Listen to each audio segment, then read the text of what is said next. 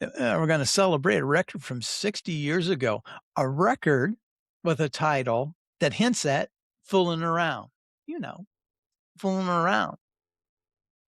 It was put out by a record label owned by people that clearly didn't fool around. My name is Phil Yale, and this is Unfiltered. So we're going to go back to Michigan, 1964. There's a 16-year-old aspiring rock star by the name of Tommy James. He's got a band called the Shondells, and they record this song called Hanky Panky. You know the song. My baby does the hanky panky. It was put out by a record label, small regional label, not any or much of any of a promotional budget. It didn't go anywhere. The band broke up. Tommy went back to high school. Imagine his surprise 2 years later getting a phone call out of the blue from somebody in Pennsylvania inviting him and his band to come and perform the song because it is now the #1 song in Pittsburgh. How? Well, apparently a radio DJ found the 45 in a record store, started listening to it, liked it, put it on his show, and the net result is it became a #1 song in Pittsburgh.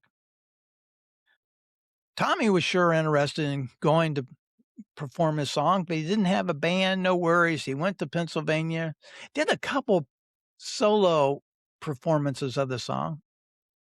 He may even have lip synced it. I don't know. Didn't have a band. So after he did a couple of those performances, he went in search of a band, went to a local club. There was a band playing. He liked how they sounded. It approached them. They tried a couple of songs out on the stage. He liked the vibe, so he offered them an opportunity to become the Shondells. At age 18, Tommy James had a hit record. He now had a band. What he needed was a national record label. So he went to New York City. That was, the music mecca at that time was New York City. In one whirlwind day, in just one day, he visited 6 different record labels. I mean, we're talking, oh, geez, Columbia, Atlantic, RCA Victor, Kappa may have been one. And the last one he went to, he didn't even really meet with anybody. He just dropped off the tape, and that was Roulette Records. Now, all the people that he did meet with at their other record labels said, hey, we're really interested in it. And you can imagine how surprised he was. The very next morning, he started getting phone calls from the record labels, and they had decided to back out. Why? Why would they back out? Because Morris Levy from Roulette Records called the other labels and said Tommy James was theirs. Who was Morris Levy? He headed up Roulette Records. Roulette Records was a business that laundered money for the Genovese family in New York City. Yes, the mob. So when Morris Levy asked a record label executive to back off, guess what? They backed off. Now Tommy James went from 6 suitors to only 1 suitor. What's he going to do? He's 18 years old. He's got a hit record. Is he going to say no? No. And by the way, Roulette Records, it had a track record, forgive the pun. Roulette Records, they had, I don't know, 30 or 40 top 40 songs in the 50s and into the 60s. Hits like Party Doll, Two Faces Have I, What Kind of Love Is This? Songs like that. So Tommy signs a deal with Roulette Records, and that begins about, I don't know, 6 or 8 year tumultuous relationship with Tommy James and Morris Levy from Roulette Records. Now, Tommy James and the Shondells cranked out hits. We're talking Mony Mony and Crystal Blue Persuasion, Crimson and Clover. I Think We're Alone Now, just to name a few. They sold 100 million records or something like that. But there was a problem. Morris Levy didn't pay him any of his publishing royalties. That's right. Tommy James says that Morris Levy cheated him out of as much as $40 million.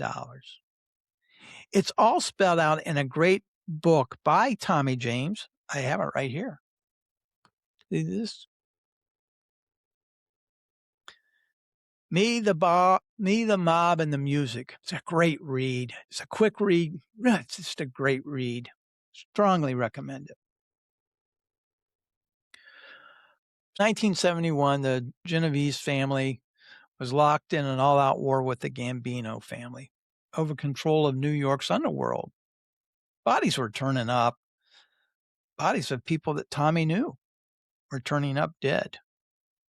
Morris Levy was afraid that people that were trying to get to him would do it through people important to him. That included Tommy James, big money maker for Morris Levy. So he told Tommy to skip town. Tommy did.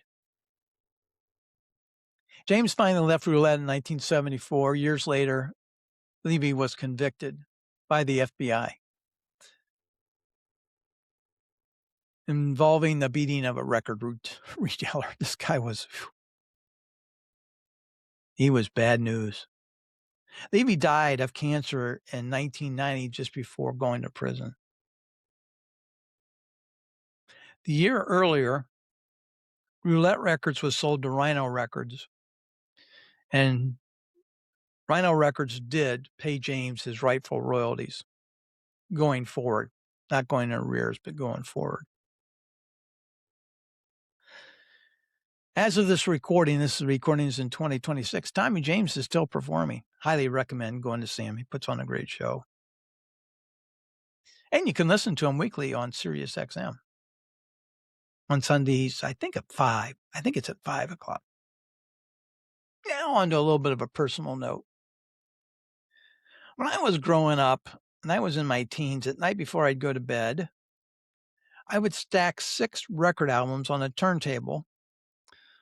And when the first one got done playing, the arm would move out of the way and the next album would drop down and repeat the process until I went through 6 record albums. I called them my nightly 6-pack. One of those albums, yeah, you know it. Tommy James and the Shondells, their greatest hits. I grew up listening to that album, front and back, back and front. So you can imagine how excited I was to be able to see him perform live, which I did 2018 or 2019, something like that. He invited people to come and meet him, get a picture after the show. Of course, he was selling his merchandise, but if you wanted to talk, get a picture, all you had to do was stand in line and wait, which I did. I was the last one in line. I was the very last one in line. I waited over an hour, maybe an hour and a half.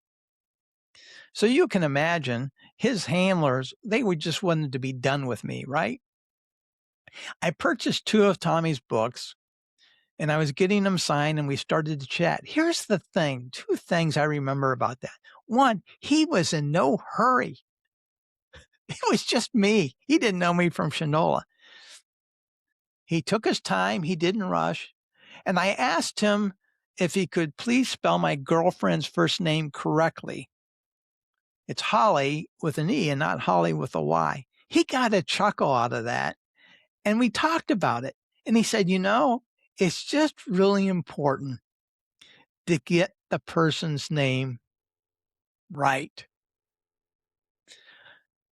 I'll forever remember that moment from a man when he first started his long, illustrious career 60 years ago, was signed to a record label unknowingly controlled by the mob.